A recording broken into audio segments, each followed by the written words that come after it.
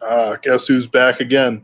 It's me, Ben Wheeler, here with Brian Niemeier, here to talk about his latest and greatest combat frame XSeed Coalition Year 40. How are you doing today, Brian?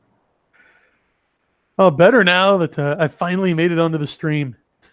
This is It's our, that sweet release. yeah, just so that listeners know, this is our second attempt because I have no conception of time, and it gets even worse when I'm writing. So I was just writing earlier, and I totally blew through our original airtime. So thanks for giving me a second chance. Hey, it's no problem. I always have things I can ramble on about if things go down hill, but those are from my back pocket. Yeah, so we got a Uh, safety net. Good to yeah, know. yep. I can ramble about anything. Uh, but speaking of which, we're going to ramble about your latest book. So set us up for it. Like what? So Combat Frame XSeed. Give us a little bit of the concept of that. The overarching concept, in a nutshell, for the original Combat Frame XSeed is Mobile Suit Gundam, the original 79 Tomino series, meets Tom Clancy. So it is a mecha martial thriller. Mm. And you've certainly held up to that. So at the end of the last one, a whole bunch of things were revealed and mysteries were laid bare, and some people were thrown into the future and other kinds of crazy things like hyperdrives and other things like that will have no context or understanding if you're just starting off with Combat Frame XE. But needless to say, it's ridiculously awesome. But going into to Coalition Year 40, uh, much of the world, it seems, has been hit by a so unfortunate, rain of meteors. Correct.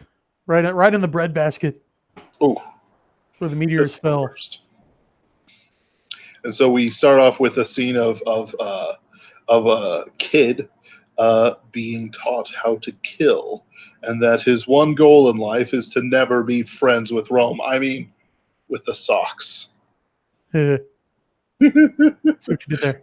if you can't have a good history reference, I don't know what you have. What better way to contrast year 40 than with year BC 40? Coalition de Linda Est. Exactly. Yeah. Exactly. Though sadly we lack a Seneca. Not a Seneca. Was it Seneca? No, Cato. Cato. Yeah. There we go. Took me a second. So then we go on and we meet Red, who is a agent from Mars on a mission to slay Malov, who is possibly the only competent dude in the entire hierarchy of authority of the Sox. Is the only competent dude. There is one gal. There's a dudette who's even more competent than he is. I was But, keeping her a secret. oh, So I'll many just tease it. reveals. I'm Oh, setting you up. ooh. So go ahead.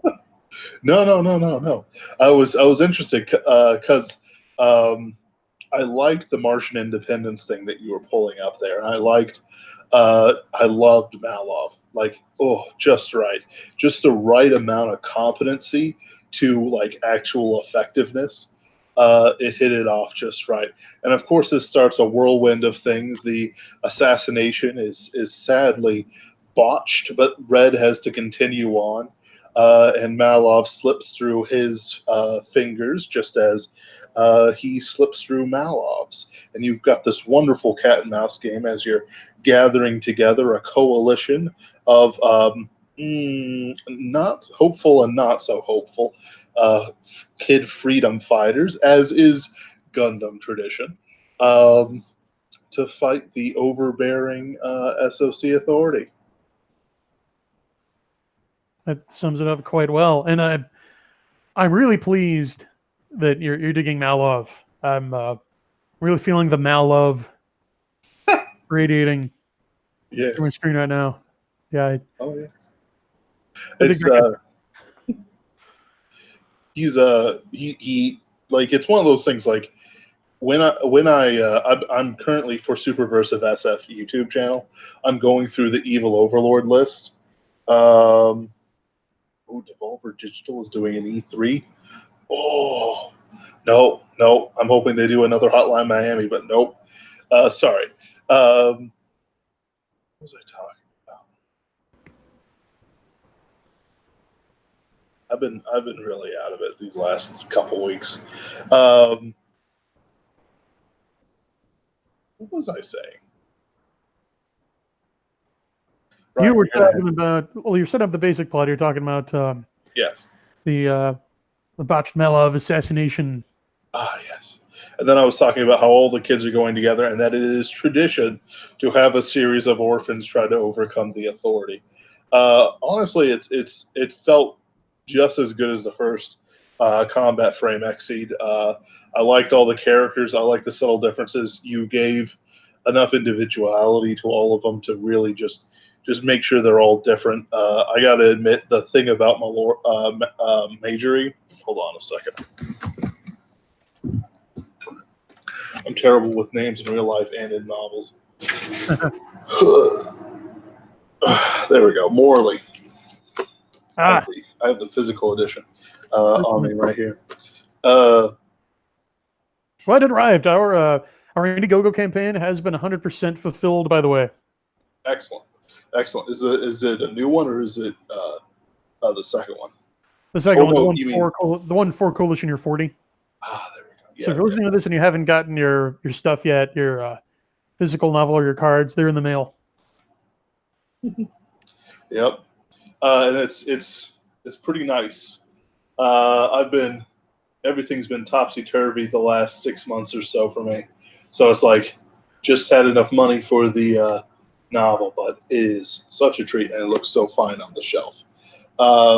Thanks to my excellent cover artist, Todd Everhart. Oh yeah.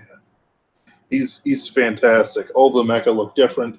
The designs look like actual mecha. And it's Gundam, but they've got the right amount of stockiness in the legs. As weird as it is to say that. Yeah. It's like so smooth. Like I've been thinking to myself that like people are like, yeah, mecha are bad because in flat planet-bound campaigning, they're pretty much worse than tanks. But that's not what you use them for, though. Like I've always felt that like mecha should be only used in hit and runs, like what you do, and in 3D space combat. Mm-hmm. And like as basically a mobile jetting around turret, more than like some sort of fighter pilot. Though, don't get me wrong, if you're not having one-on-one duels with a mecha in a mecha series, you are doing it wrong. Well, very wrong indeed. Well, Emancipator kind of solves that problem. That it does. Is there? Wait, let me just check this. Sometime you need to do I don't know when you're done with the series or something like that, in case there's spoilers or something. You need to do a full list of all the combat frames and who pilots them. Well, I've actually got your fix right now because I went and made a complete index of every combat frame that's appeared in any combat frame XSeed property, and it's on my blog. Excellent. There's a mecha link in the header, and it's broken down by model number and which faction they belong to and which book they appear in. So let me send you that link. Please. That can be useful for our readers. There you go. I put it in the Hangout chat. Why, thank you kindly. You're welcome. So yeah, Coalition Year 40, as the name implies, picks up 40 years after the original combat frame XSeed. And whereas that one was more an homage or even an inversion of the original Gundam. Mm-hmm. With Coalition Year 40, I was going for a direct homage to Gundam Wing, and hence the child soldiers. I even had readers say, I love combat frame XSeed, but the pilots are too old. Like we need angsty teens. behind the stick of these deaf machines. So let it never be said that I do not bend over backwards to fulfill my reader's commands. Indeed. I'm really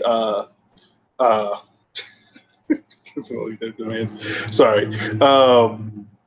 I was really digging some of the stuff that you were revealing with. Oh, hello. There we go. There's the list of XSeeds. I was really digging with the designs and sort of battle sense that you had for a lot of them. Even though I feel like the Dolphs get bodied far more than they should, they're still quite excellent. And I thought the Grand Dolphs reveal at the end was just right, along with the strange new faction that shows up to soundly put to bed our heroes. Though sadly, they will be back for revenge, I'm sure, in the third book coming out soon in an Indiegogo campaign. Just whenever you decide to do that. But overall, it's really nice. A lot of it has been pretty inspiring for me because one of the things that I've been struggling over with a book I've been writing is my sort of battle sense for mecha in a series I've been writing. I've written the first book already, but like it's not like a focus, but it's like a scene where I want to introduce the concept, and it's like there we go. I get to see a primo example in written form because I've never been impressed with like the various mecha light novels. Usually they just treat them like humans when that's not the case at all because there's a human inside that giant metal mecha, a soul pilot in a flesh mecha, in a metal mecha, if you will, like a Matryoshka doll. I don't know why, but like one time I was sitting there and I'm like, we're just flesh mechas for our souls. And now I can't get rid of the thought. Oh boy, that crude Cartesian mind-body dualism. Oh yes, and if it's more about what's interesting to me than whatever's philosophically eloquent. The Germans can suck it, but So you're not interested in completing the cycle of German idealism. It's not your bag. All right. Yes. But no, glad No, to tell. Glad to help by example. Oh yeah, and it's one of those things like I was commenting on it because I did the stream anyway just because I didn't want to miss 2 weeks in a row, and I was commenting that it's one of those like I listened to Vox Day and Owen Benjamin and a whole bunch of other stuff. It just feels like we're just building things, preparing things, inserting new content and ideas into literature that will lead us to bigger and greater things in literature when the next generation or even ourselves, except older, wiser, and less handsome, show up. I can only go down from here, Brian, even if I lose all the weight. I'm sorry.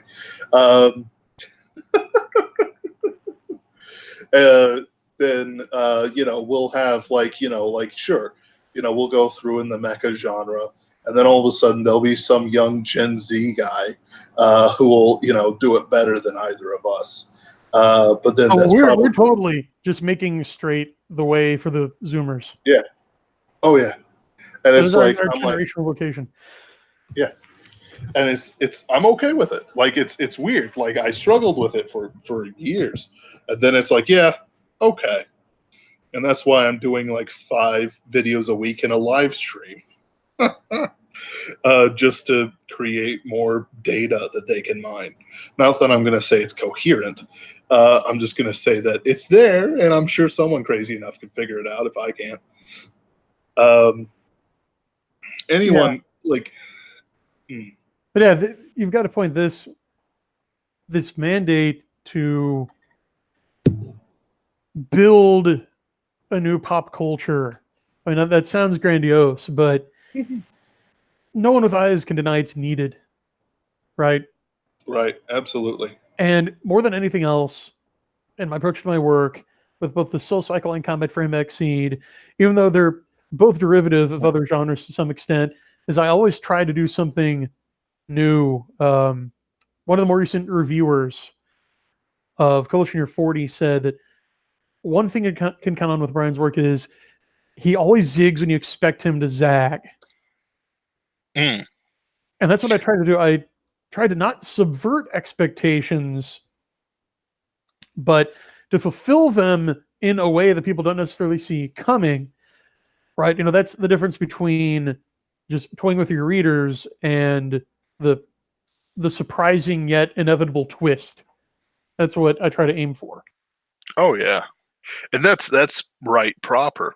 Like the problem with, like, say, the Game of Thrones last season was that everyone kind of knew that there'd be a corpse pile in the end, that X and Y would die and all that jazz.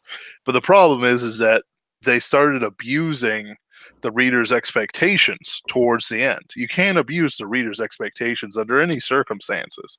Even if you're going to play this completely straight with some sort of sword and sorcery, or if you're going to, you know, try for something as creative as some of the things that our group works on, especially like Combat Frame XSeed, Sheik of Mars,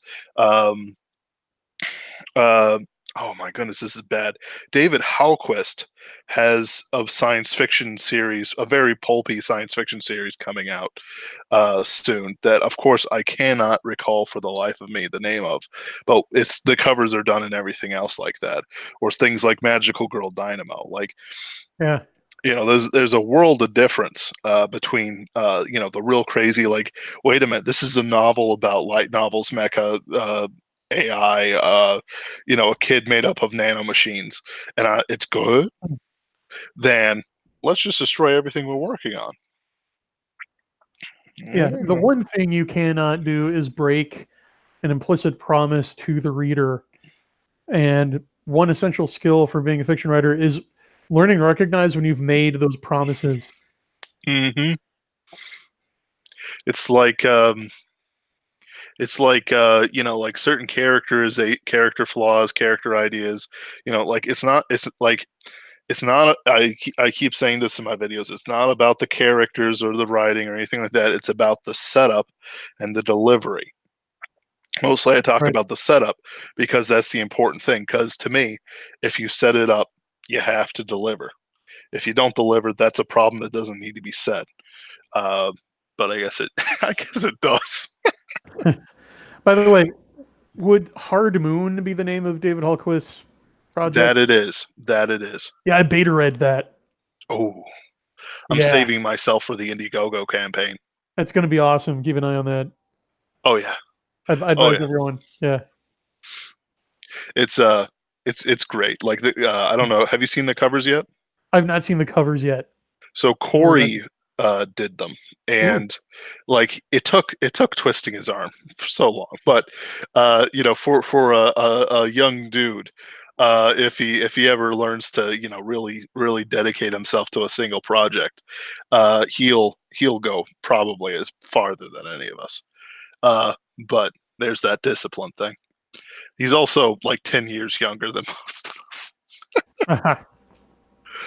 Oh well. So let's talk about Combat Frame Coalition Year 40. So what inspired you to for let's say my favorite character, Malov? oh, I've got to dig way back because I first outlined this book 15 years ago. So it's been a long time in the making. Mm-hmm. But that's one thing that is a bit unusual about my character creation process. Sometimes I do sit down and go, okay, I need this character. You know, I need a secondary antagonist who fills this role, so this part of the plot can proceed. But sometimes I'll just sit there and mind my own business, and characters will just walk up to me and shake hands and introduce themselves, just fully formed, much like Malov does to Red. Excellent. And that's one of the reasons I wrote that scene, is because he did that to me. He's just kind of always been there. No wonder you And make such an impression. yeah, it's I think it's a theme that you can see elsewhere in my work, where you've got the dedicated, honorable, but still evil Hound of Justice. Right, like almost what's the name of the character from Les Miserables? Is it Inspector Javert? Is that Mm-hmm. yeah, I'm really fascinated by that character, just a guy who takes justice to such an extreme it goes through the looking glass and becomes tyranny because he Mm-hmm. abandoned mercy. I find that really fascinating how virtue can become a vice. So I'm drawn to that kind of character because it's probably one of my besetting vices as well. Oh, of course, but in these days, who can tell? Hmm. No, no, no. Javert was a villain, just as Malov is. Though I think that Malov stands out a bit more in my mind, um, Oh, despite Emperor the up weight in of the years. Emperor Mhm. up in the chat says best Char clone of best Char clone. Thank you for that. That is high praise.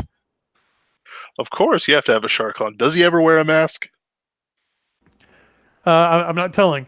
Okay, okay, I am busy writing the sequel right now. okay. All right, good, good. I I don't know. yeah, Do I've you got. guys really? Do you guys really? I'll ask the chat. Hey, chat. Do you want Malov to wear some kind of mask in CY 42nd coming? Let's say yes or no.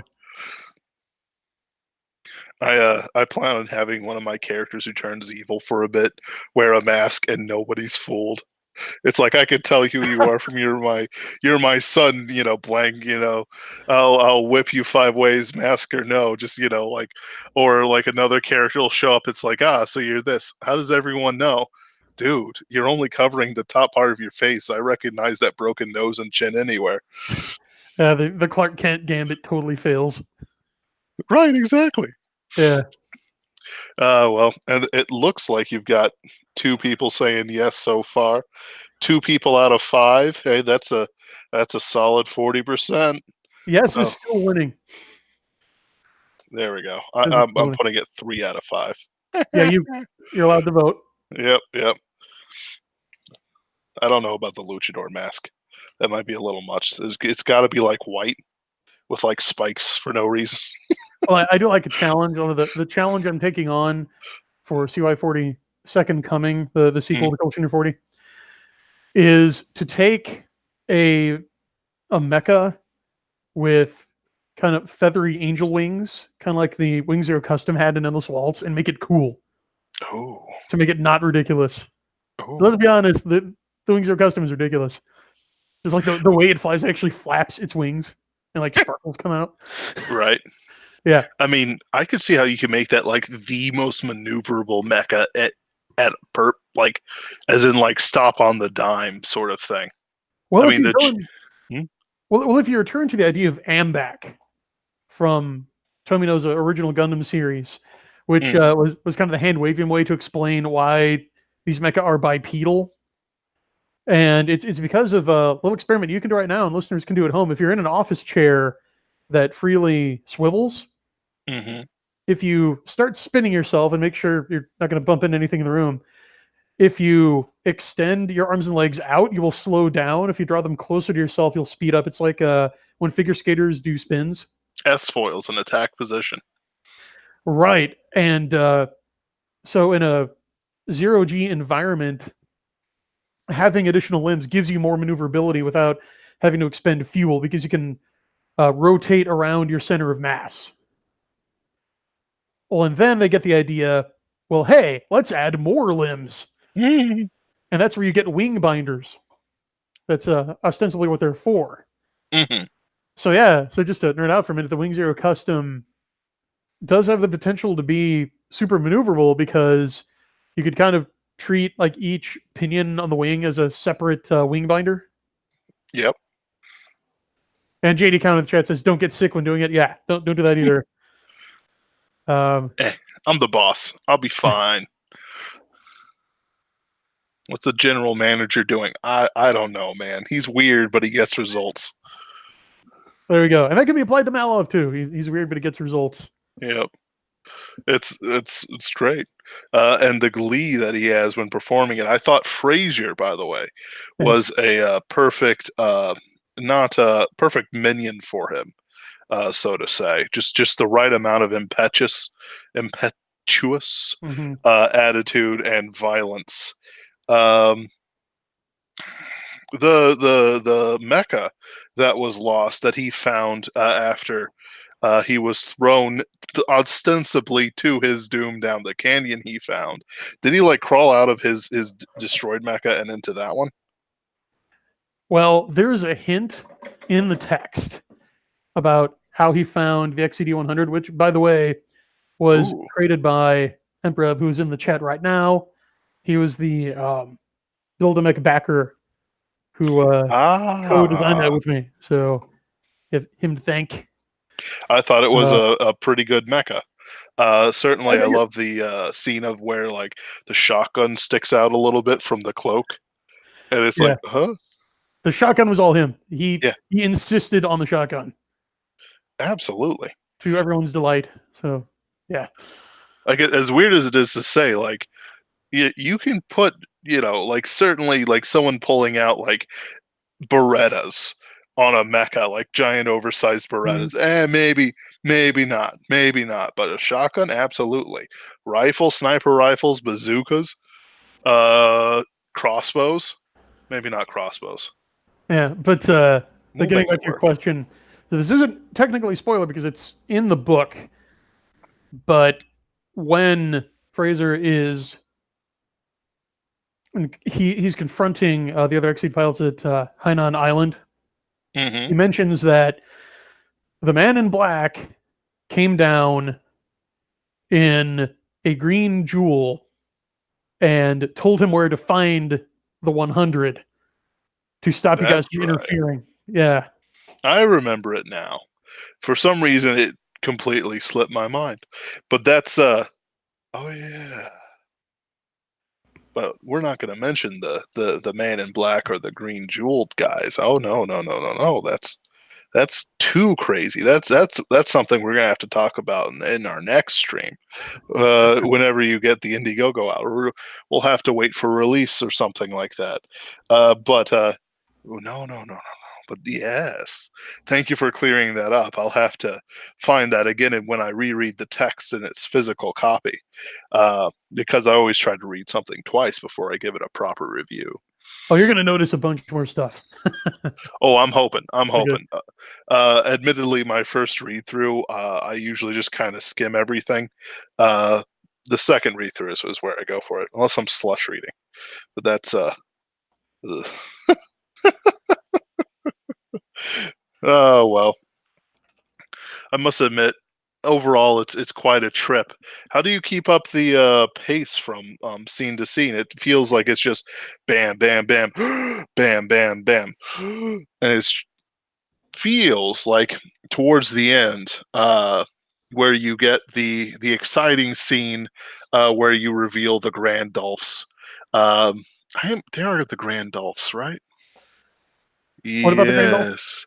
No, yeah, I was just making sure that they were called the Grandolph, and it's like, of They course, are. I've got the things right here. Um, oh, you haven't updated it with the Grandolph yet. We're going to. Art Anon has been a little busy lately. With Hmm. I've got him working on the Guardians, so we're going to do those, and then I'll have him do the Grandolphs.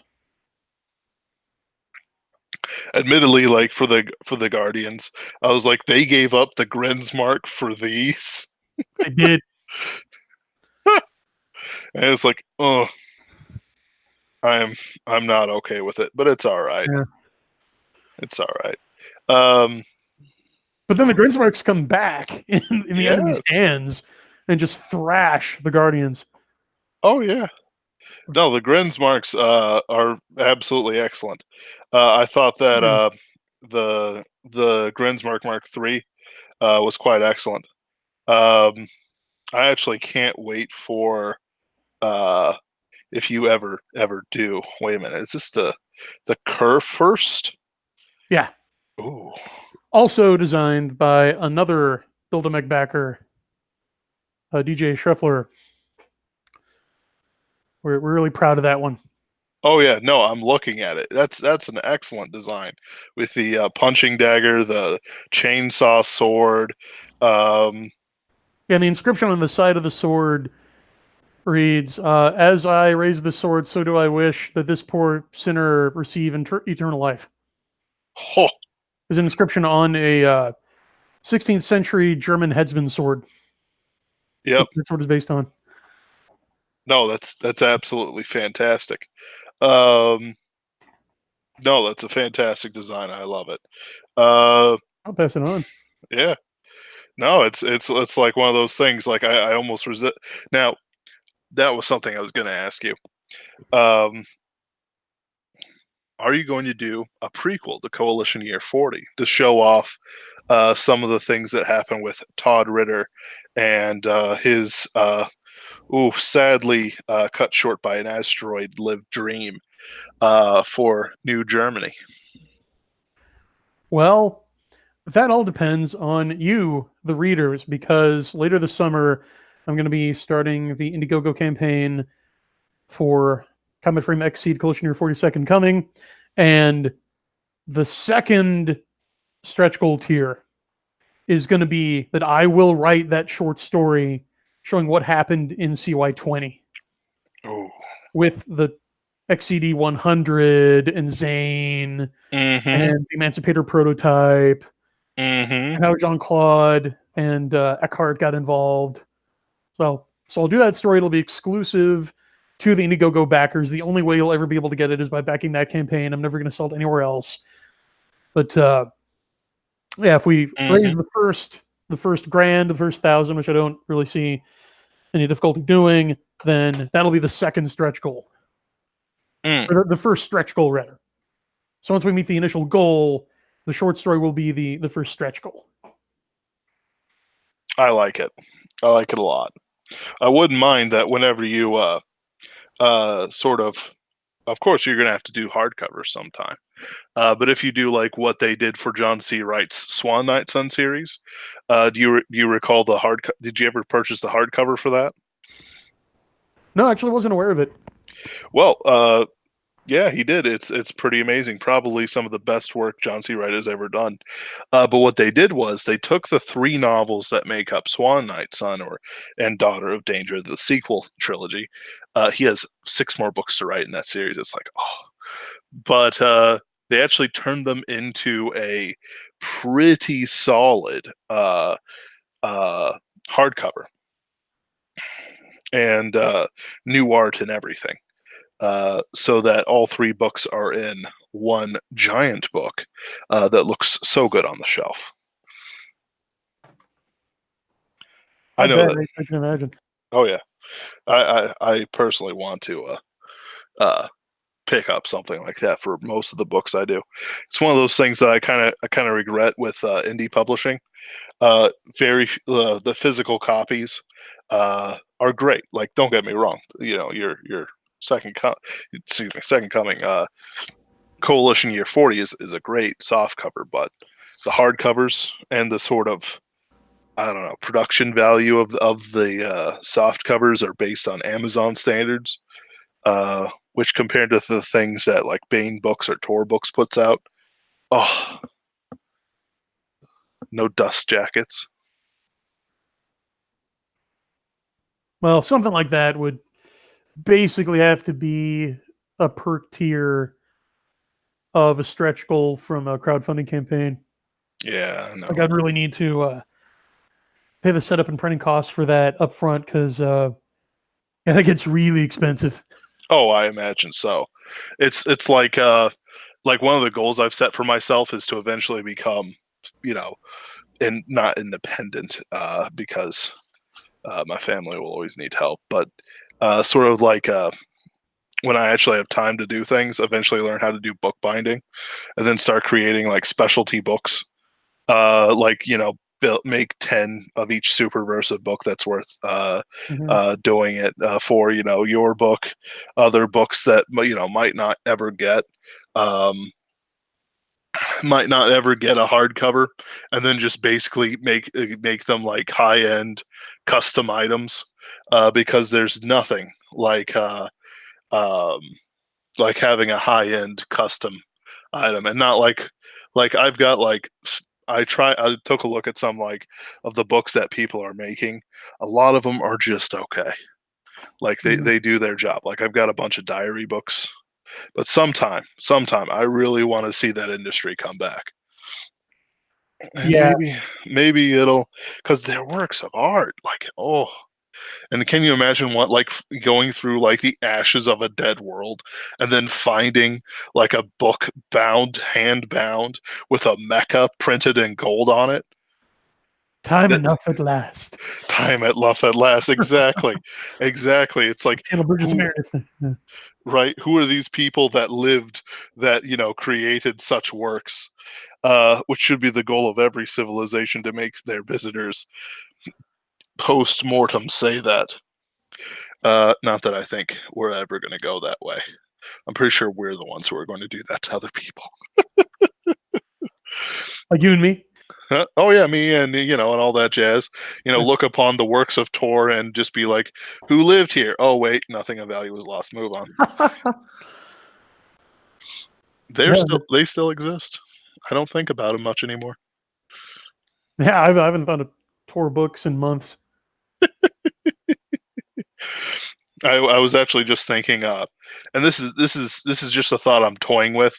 I lack that 150 IQ big brain, but people have been talking about Alibaba on some live streams, and I was wondering like what it takes, whether or not it's a good idea to start putting books up there as well as Amazon, because the Chinese don't care. The Chinese don't care, as long as it's capitalistic. Throw in a few lines of, guys, I think we should stop this action and talk real briefly about Chairman Mao. What a great guy. Now back to the action. Just a little bit, and then the Chinese government won't care anymore. Just publish it on their version of Amazon. Yeah, I suspected for a while that if Amazon was ever going to get knocked off the top spot in book retail, it was going to be Alibaba that would do it. Mm-hmm. I mean, it's like most of that part of the world. Well, I shouldn't say most.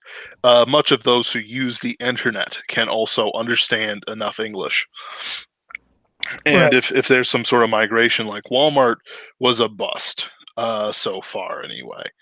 And I'm not claiming anything for my own books, because the Sheik of Mars doesn't sell. But I'm talking about what I've seen with others, like Jaji Lamplighter writes experiments and stuff like that. Doesn't seem to be many people going on Walmart.com for books. So I don't really. It's one of those things. It's like I don't really know where to go for this stuff except Amazon, and I don't use Alibaba for multiple reasons. Yeah.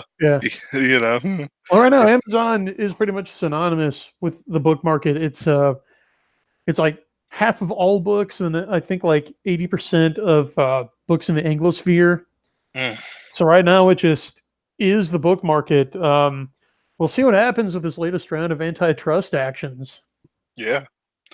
It's like maybe they'll actually create its own bookstore. That would be nice, I guess, but I don't like. I lack the comprehension able to know what it would look like. Yeah, I for one would just love to see an online book retailer that's interested in actually making money selling books and not just using book sales to build a Skynet, like to train their AI. Seems to be what Amazon's doing. Right. Uh, I saw that podcast with Nicole, and it's like, this is interesting information. I have no idea what to do with it, except for maybe hop on to see if there's enough people interested in a Princess of Mars to be also interested in Sheik of Mars. Though Dire Planet did quite well. Well, as a guy who's been constantly researching best practices for Noob Hub and for indies, um, I and a few of us have tried the Cole Anspach method, which was really pioneered by Chris Fox, and the 20 books to 50K guy whose name escapes me right now. But yeah, basically just applying data science to marketing. And like basically it seems to work for you if it works for you. Like it seems to work for some authors that Amazon's algorithm likes. So It's more in the hands of God, so to say, than it is uh, some crazy guru strategy. it seems to be a case of nothing succeeds like success, or to those to whom much has been given, those to those who have more shall be given, right? So if you're already a bestseller, if you've already got like 10, 20 books out, then you kind of get the algorithm magic. Because one thing that Nick and Jason swear by is like just leaving the algorithm alone, doing a silent launch, letting it work with your book for like a week before you really do anything to promote. And like they say that the algorithm gives books like a 1 month grace period where it's really trying to sell it. From what I've found, that varies. Like I believe it was John Delos I was talking to who said that he gets more like only 1 week, and I get like a day or two where the algorithm is really trying hard to sell my books. But I think that Nick Cole's data is corrupted by the fact that he was already a best-selling author. Thank you for summing up what I was basically saying. But yeah, an author buddy of mine, Adam Lane Smith, who's an editing client of mine, wrote Making Peace and Burrito Avenger. He's been doing a lot of experimentation, and he's coming at the marketing more from like the psychology end than the data end. And he's found that for guys at our level, really just the old like beginning of this decade advice of just build your digital bookshelf, ladder market, like get in the good graces of guys who are like one order of magnitude bigger than you are, and have them come out for you on social media on launch day. It's like basically the silent launch thing doesn't work for us. You've got to build relationships and exercise good online citizenship, like in your groups and your communities and stuff. And just hit it hard, hit social media, hit your blog, hit your mailing list right out the gate. I don't know if I can do that good citizenship thing. I'm already friends with John De La Rose, but me too. Pretty bad. I can say though that I ran the experiment myself. So for the original Comet Frame XSeed, when it launched on Amazon, I did the week-long silent launch, and whereas the Indiegogo was great. I mean, the original CFXS is already my second most profitable book. On Amazon, the launch was a bit of a disappointment.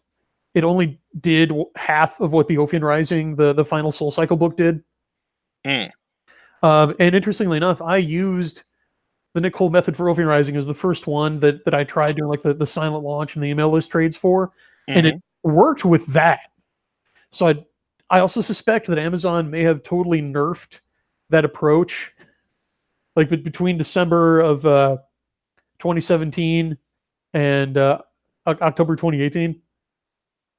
But then for the Coalition Year 40 launch, I just said, screw it, I'll just do a traditional launch and tell everybody. And it did twice as well. Like it was back to like Ophion Rising's performance. Excellent. But I don't know why. Yeah. No,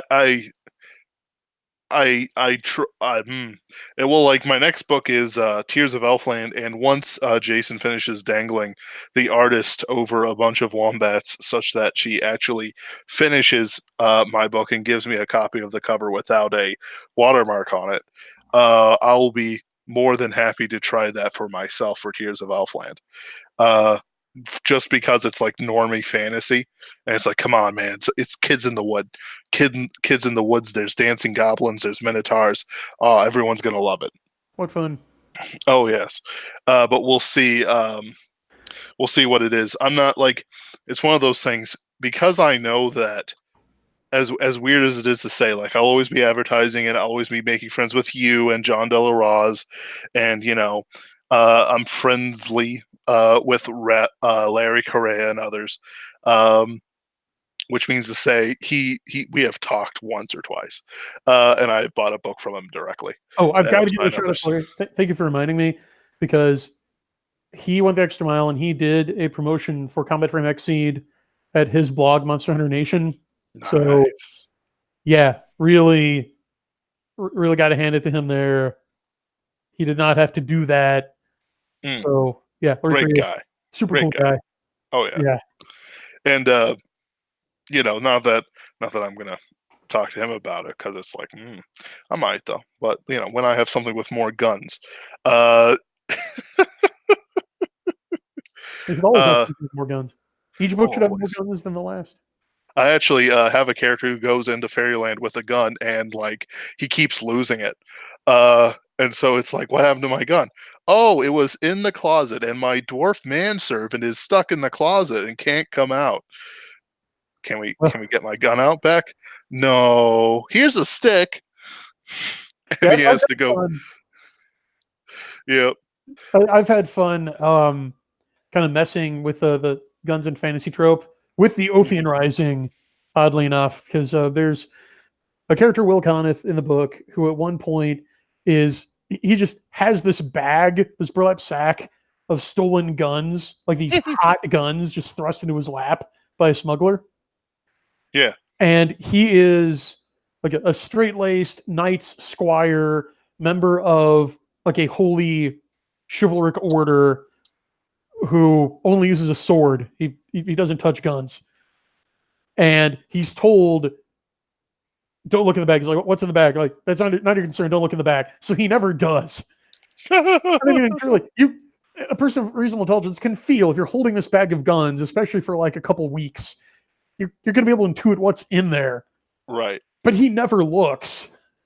So he treats it as if he doesn't know it's in the bag.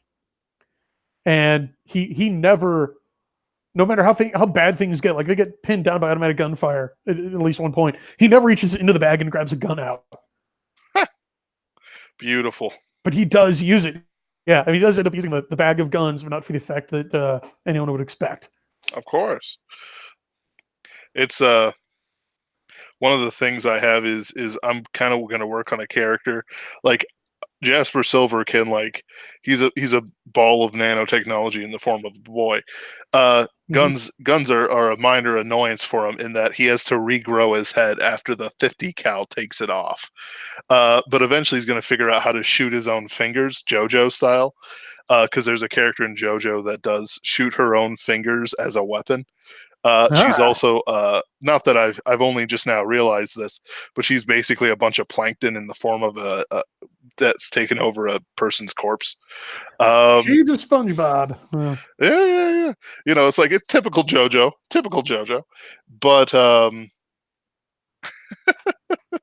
but eventually he's going to do it. And like the first time, I plan on having him forget to turn off his nerves in the fingers he's shooting. So like he shoots it, and then he starts shouting because in pain because he just blew his own fingers off. And black forget. hat too long. Yeah. Yeah, and it's like But because you were asking. I got way off on a buddy trail. I'm sorry, because you're asking me about the pacing a while back. Oh yeah. And I never answered it. So Go for it. You still want to hear about that? Yeah, sure. I'll talk to you about anything. I don't care. All right, because it is something that a lot of reviewers have brought up. And I will say that the one thing I wanted to do above all others with Coalition Year 40 was to nail the pacing. So I put most of my effort into it. So that's the primary reason that thankfully it worked. I pulled it off. Yes. So I'm glad, which I wouldn't know if you guys hadn't told me, because I didn't know. I can't honestly evaluate my own books. But no, go ahead. No, I absolutely agree. That's like I can edit my own books, but that doesn't mean I can evaluate it whether it's good or not. I want Victorian Arabian fiction in space. Does anyone else want that? No.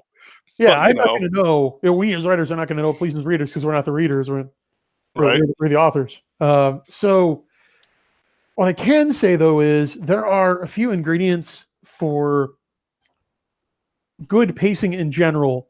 And pacing is one of those tricky aspects of a book, because everybody thinks he knows what makes for good pacing, and everybody's wrong.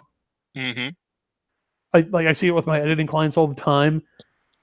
So the common wisdom, which is wrong, is that to make a book feel fast paced, use lots of short little sentences and like 2 or 3 line paragraphs, and it's in the actual nuts and bolts, like actual physical length of a sentence or paragraph. And no, short sentences don't make a book feel fast paced; they make it feel choppy. Yep. Like the literary equivalent of a jackhammer or something. Well, I view it like a ADHD kid running out. Ooh, what's this? Ooh, what's this? Ooh, what's this? It's like you get 3 sentences to a paragraph or whatever. That's not actually moving the plot along. That's just moving on to the next thought so fast you don't get the feel of the first one. Yeah, and to tell the truth, pacing isn't even so much related to plot. Really? It's derived from character. Character is where your Mm. pacing comes from. Because if you clearly set up and know what your character's motivations are, what they want, Mm-hmm. and what the opposition is, and what they're willing to do to overcome that opposition, and you clearly convey that to the reader, starting from page 1, from as early into that character's first appearance as possible, the characters will do what they need to do, and they will carry you along. They'll carry the story along. Right. I get you. So looking at this, prologue coalition year 29, you have the boy who will eventually become Arthur running up the slope and jumping through things, and eventually he arrives to be made a man of sorts and to never be a friend of the socks. Perhaps I'll never. men. Perhaps made 2 men. But anyway. Exactly. More human than a human. And then you start off chapter 1 with Second Lieutenant Theodore Red had a man to kill. And then you go, it wasn't personal. Red only cared about Mars, and as far as he knew, the target had never set foot there. So on and so forth. And I can see what you're saying about the character. We automatically know what Red wants. We automatically know that he thinks nothing of murder, and that he will be pursuing his profession post haste in all the right ways. Indeed. I also use another dramatic device there, set a ticking clock. He has 6 minutes, I believe, to carry out the op before the shuttle leaves. Yeah, something like that. He actually barely gets there in time to shoot at it from space with a Guardian and then jet back. But of course, Malov has changed flights, sadly. Yeah, there he is, exhibiting that most unsock-like intuition. Which both is his blessing and his curse. It bails him out more than once, but it gets him in a lot of trouble. Oh yeah, but then of course he gets the right master who doesn't mind a little bit of the intuition if they get results. But that's maybe a bit too much into it. Yeah, we're gonna find out more about his master soon. Yeah, I believe it was even Emperor who pointed out to me, it's like, wow, when this guy puts all the puzzle pieces together, like everyone should be afraid for when he does that. It's not gonna. Oh yeah. It's not gonna be pretty when he realizes. Yeah. Oh yeah. Yeah. Like it's one of those things. Like I from Livestream 1 or whatever, been real interested in the mystery of the 60 million years and the strange potential visitors and all that jazz that have been mentioned here and there since not page 1 per se, but in the right time in the right place. It seems to also affect the pacing as well, if you don't mind me saying. These strange references to Mars, what the director Sanzen, that's his name. I should have bought my copy of XSeed over as well. Unearthed on Mars and the strange visitors, the man in black and the green mecha, so on and so forth. sort of what that all means or could potentially mean. And you promised me answers in this one, but I guess it's going to be in book 3, Second Coming. Yeah, and I am not going to keep you guys waiting on the hook any longer. Ah.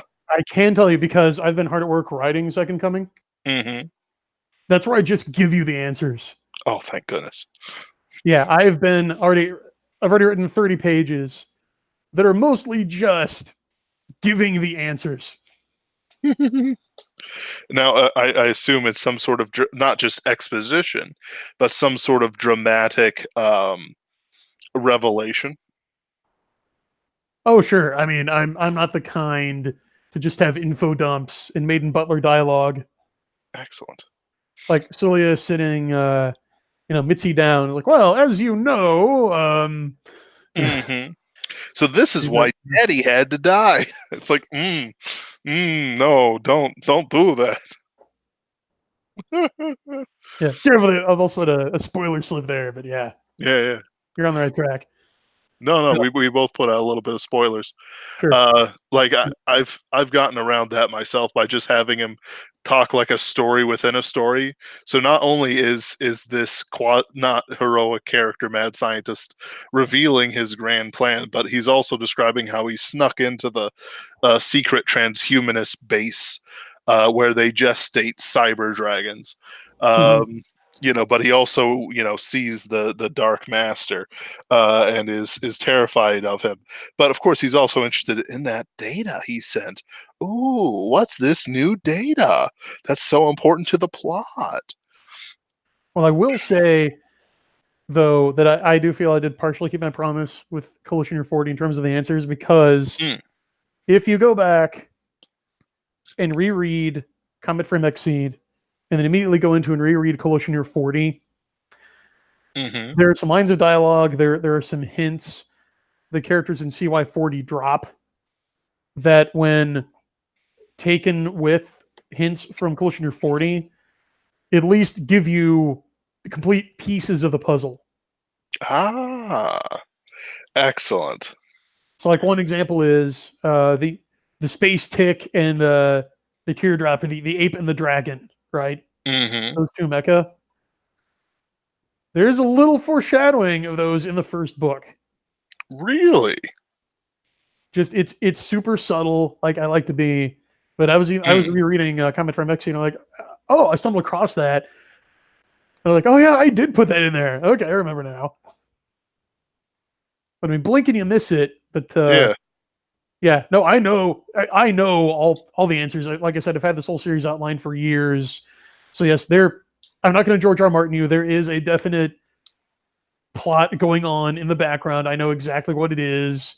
You can figure it out. Like, honestly, I'm sure there are a lot of readers out there who have ideas. For example, what the Sentinel is, right? Yeah. And you're probably right. I don't know. I don't worry about it. I'm not a theory guy. Well, I like people telling me their theories, but I rarely come up with my own. I'm more of a gestate and chew the cud sort of guy.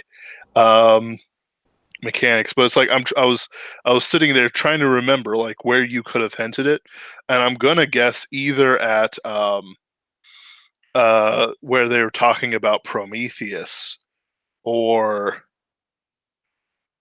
towards the end, but I don't like. I just pretty close to the beginning. Really. Yeah.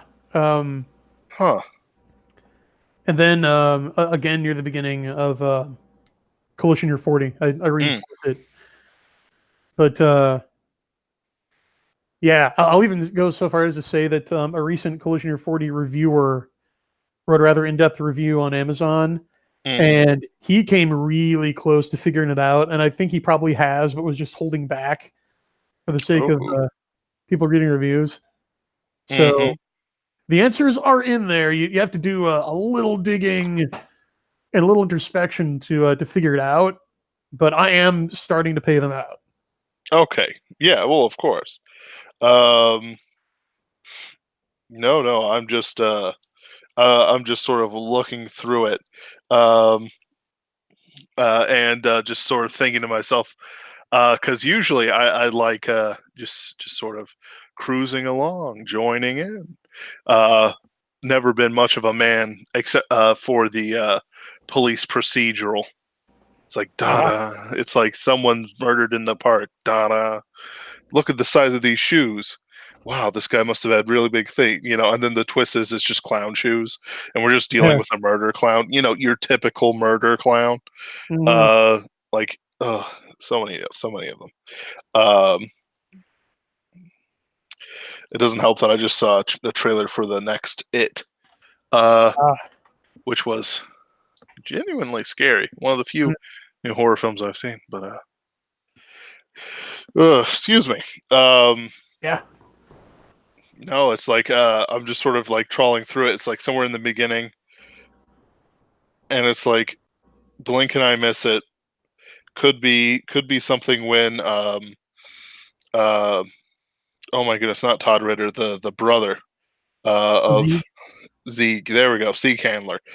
Zeke Handler infiltrates. No, that was kind of in the middle. Well, I will leave it to you and the readers to come through. Yeah, I'll But have to. after it's going to be clear after the next book. Oh, you'll have XSeed S and wait, XSeed S. Is that another series you're working on?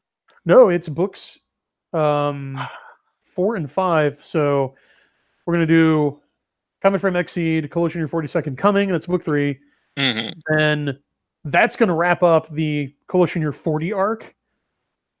Then, technically, next in line comes my short story in Strange Matter, Anacyclosis, which is set in the XSeed universe. Takes place in CY 71. Mm-hmm. And that kind of kicks off the S story arc. And we get S and double S. Ooh. So, Comic Frame XSeed S is book 4. Comic Frame XSeed double S is the 5th and final. Now, the real question is, what can I do to get you away from this idiotic metric system and back into the imperial system as God intended? I feel ashamed every time I talk about meters because they're fake. Yes, they're absolutely fake. Yeah, I went out of my way to use a real human concrete system in the Soul Cycle because we notice everything in the Soul Cycle is imperial. Yes, I noticed. It was good. It was great. Thank you. I appreciate that. But no other reason that I use the metric system in Combat Frame XSeed is to show the inhumanity of the Coalition. Excellent. Because a I'm meter glad is still a there's meter even in space. Oh yeah, except the thing that it's measured against changes based on gravity, and length that's been out and power and a whole bunch of other things. But I could go on. I don't really care for the metric system at all. Besides the fact that it is French and soulless, it is also like as Well, you brought up French. Sorry, French and soulless are two descriptors that fits somebody from who's going to be hinted at in S and revealed in double S really well. oh, I can't wait for excellent. you guys to meet. Yeah. Excellent. I love it. So he is this is all a metaphor for the metric versus imperial system. I get it. This is the big brain play. You've hidden it quite well, Mr. Niemeier, but I'm afraid that you've outplayed your hand. No, I do everything in miles. And it's like, I know I'm going to have some editors someday just like try to take me to task, but it's like, nope. Ships are measured in miles. It's distance. It's got blood to it. Like, nobody really understands how tall they are in meters.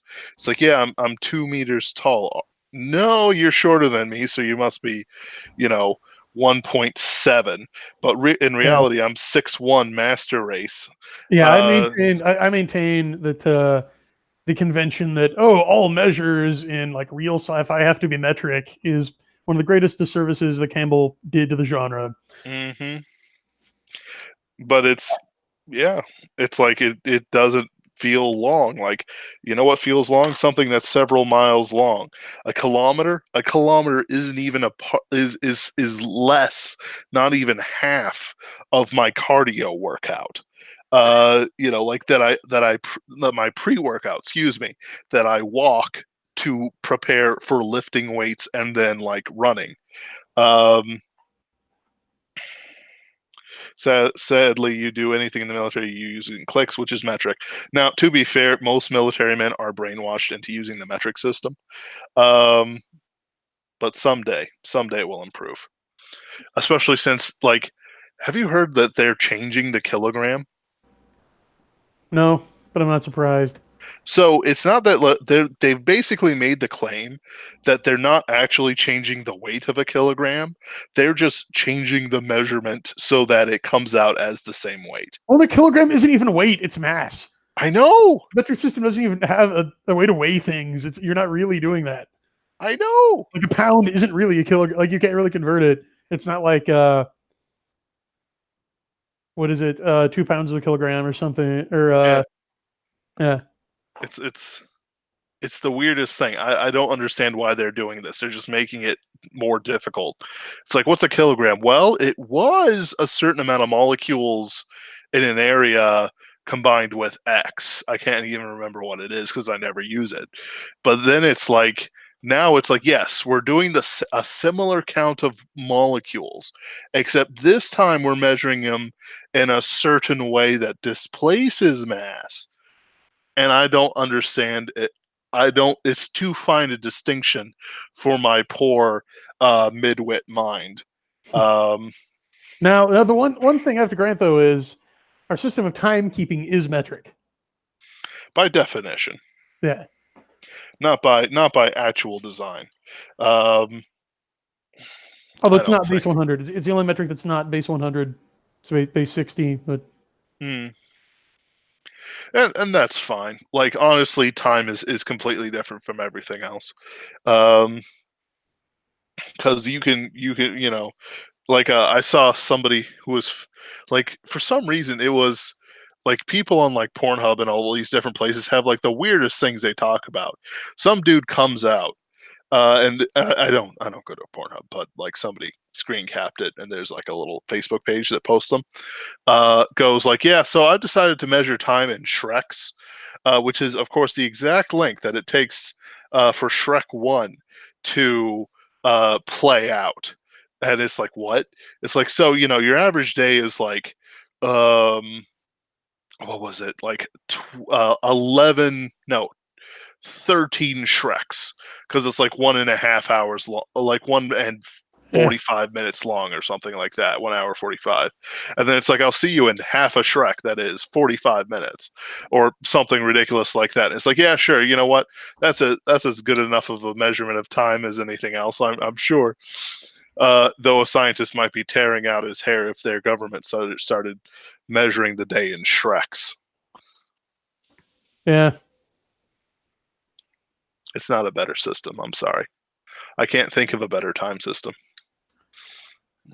Rough. It is rough. Although, Julian calendar or Gregorian calendar, go.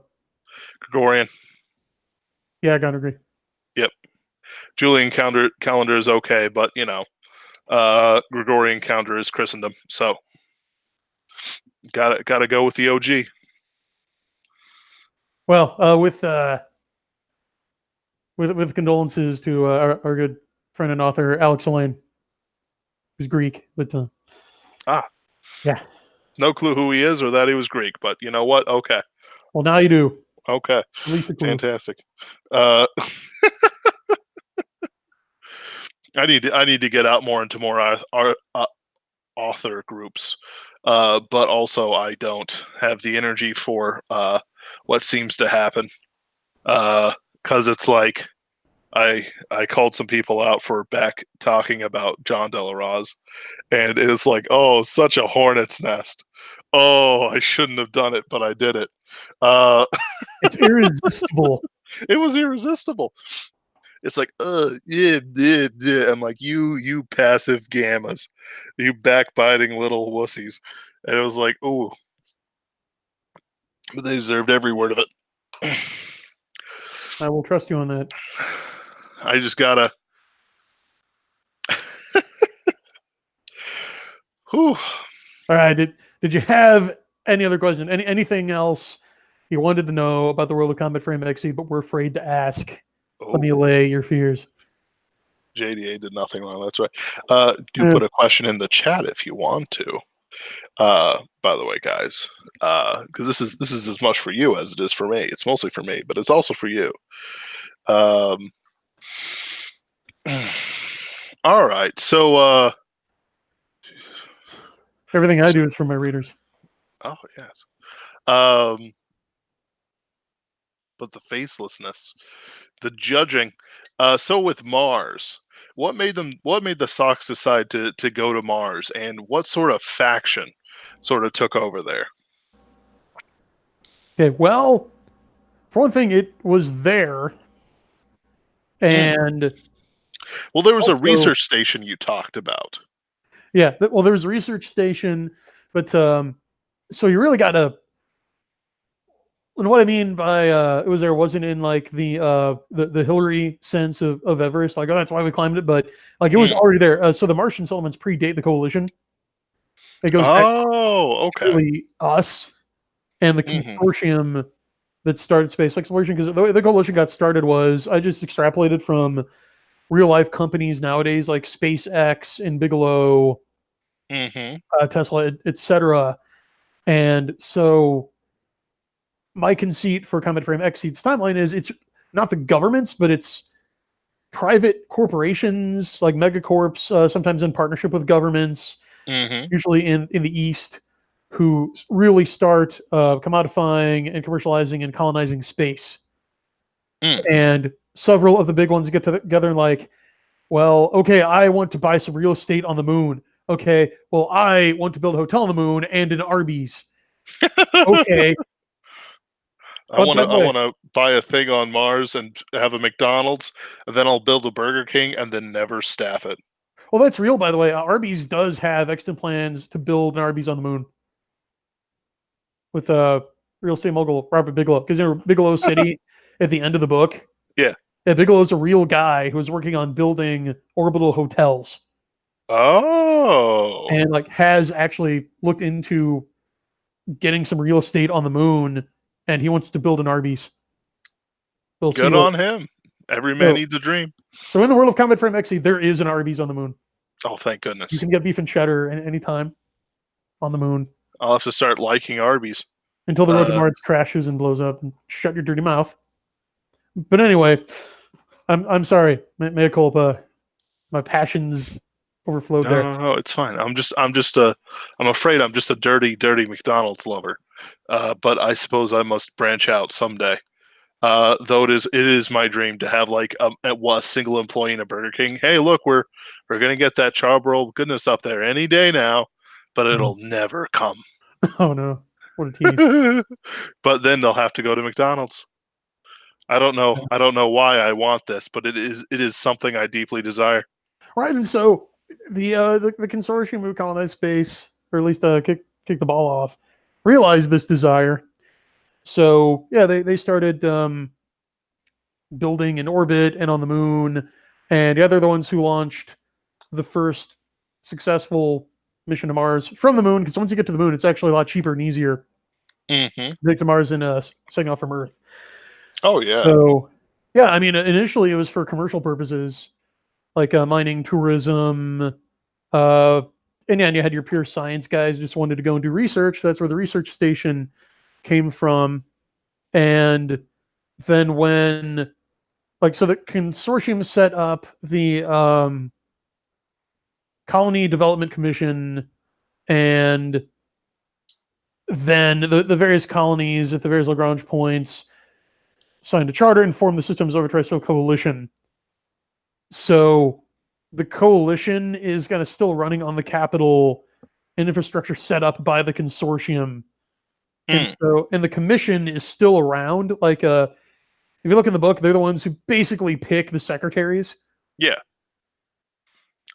Yeah, I've gotten that. So they're still around. Yeah. No, I just wondered about that. I do like the idea of. Are you ever going to head out to the outer solar system? Oh, we're going to go way beyond that. Oh, excellent. Yeah, starting in fact, the very next scene I'm going to write in Second Coming is going to take place outside of the solar system. I like it. I like it. Because it's all part of providing answers. And this is going to show the answer to a question that's been burning since the first book. Where did Max go after McGalley slit his throat as promised, and Marilyn offered to get him to safety, and Todd Ritter just kind of saw the shuttle disappear and leave an after image in his eyes. And And I then have been waiting for him. And then if you note, Morley and Arthur's shuttle at the end of Culture 40 does the same thing. That it does. I did like, by the way, I thought Morley's character and her decisions were spot on. Just spot on. Oh, interesting. Do tell. The how she betrays Browning. Well, she does betray him, right? And how? Yeah. And it's like, oh, it's like one of those things. Like, you made a calm, precise character, and it's a calm and precise revenge. And it just, like, it's one of those things where it's like, it's revenge is such a hard thing to do. It has to be true to the character. I've got a friend who's like, it's enough vengeance to know that if they steal my fries, they get fatter. And I go, no, it's not vengeance if they're not looking into your face as you strangle the life out of them for stealing your fries. He's a very petty man. So, it's one of those things where it's like, who could have done this? Morley. There's not really anyone else who could have done this. Like, the second I thought, it's like, he's like, yeah, I killed your parents to make you what you are. Oh, okay. It's I like, believe at the time she just like kind of cocks an eyebrow and says, "Interesting." yes, that's it. That's it. Yeah. Solid. Thank you. But no, it's like, And then immediately, right then, the gears started turning. She started running the numbers. right. Yeah. It's like, can I betray this guy without killing, Arthur or anyone else? Yes, I can. Which leads to one of the better fight scenes in the book with the space station, everything else like that. I'm just slightly disappointed there wasn't more of a colony drop situation. But hey, that's just me. I like my colony drops.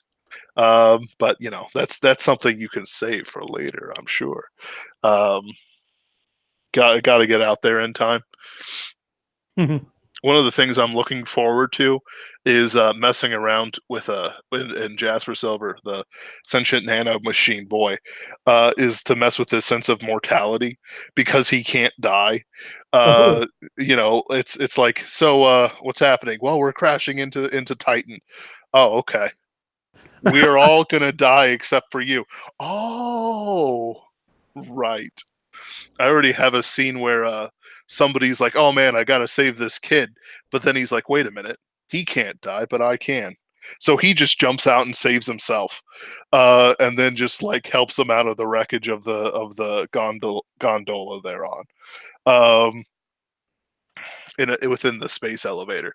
And he's like, "How dare you leave me?" And then he vomits out all the upholstery that's been shoved into his insides, because I'm sure that's exactly how a gondola accident will work. Upholstery, you say? Yes. Most intriguing. Well, he was sitting there, and all of a sudden something gets shoved into his lungs, and he's gonna just repair it all, because he has a strong sense of what his body should look like. But that doesn't mean the empty spaces in his lungs get clear by themselves. He'll be coughing up cotton for weeks.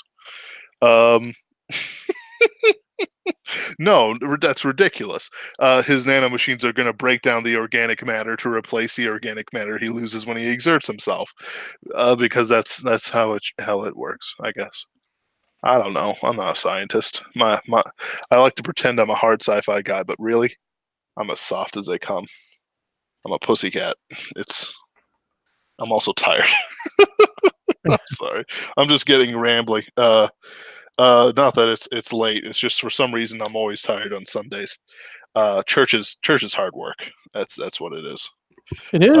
Liturgy means the work of the people. Mm-hmm. Worships.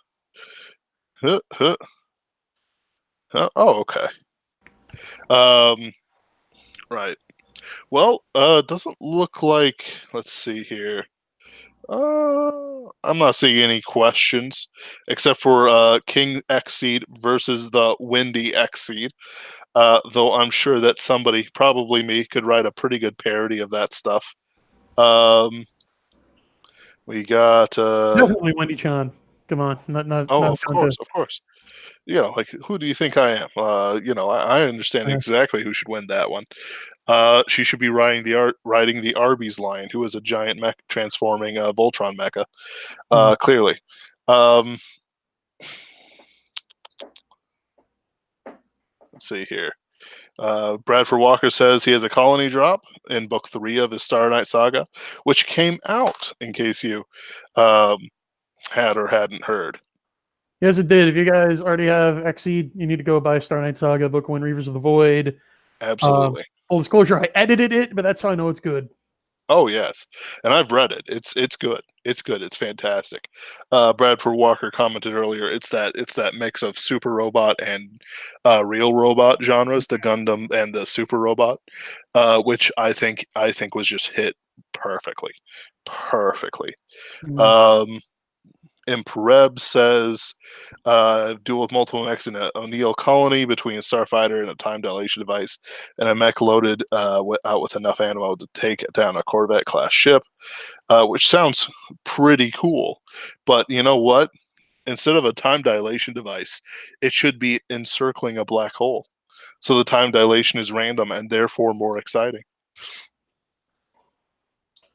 Oh, there it is. Exactly. I've got something like that. I can't wait to write it. It's going to be great, but you gotta set it up first, I guess. I don't know. Before I get any loop here, Brian, do you have any final words for us? Yes. If you enjoyed Comet Frame Xseed and Comet Frame Xseed Culture Year 40, Comet Frame Xseed Culture Year 42nd Coming is coming. I'm hard at work on it. And we're going to have the Indiegogo this summer. And just trying to get the book out as soon as possible, either late summer, early fall, depending on when I do the IGG campaign. And yeah, if you've been waiting for answers about the background of the universe and where all these hints lead, this is it. This is where I just lay all my cards on the table. Mm-hmm. We're gonna have more intrigue, more insane mecha fights. We're going to be doing, of course, a custom character and build a mech again. And as always, if you want to be in the book,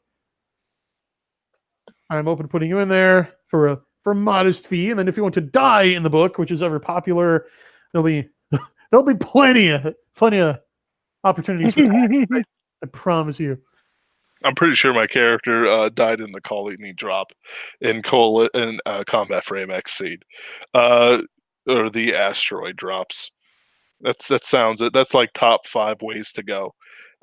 You should always know which ways to go are acceptable in your line. It's up there with lightning strike, defenestration. Having a parachute not open, getting caught in the gears of a combat. No. A combine harvester? I don't know if I want that one. Maybe head first. Well, Seed Corp Maybe. used to build those. Really? Yeah, they were farming equipment manufacturer. Oh yeah. That's right. So in other words, there should be a combine harvester mech sometime.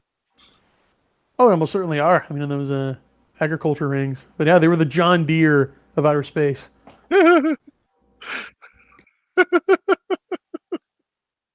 I love it. All right.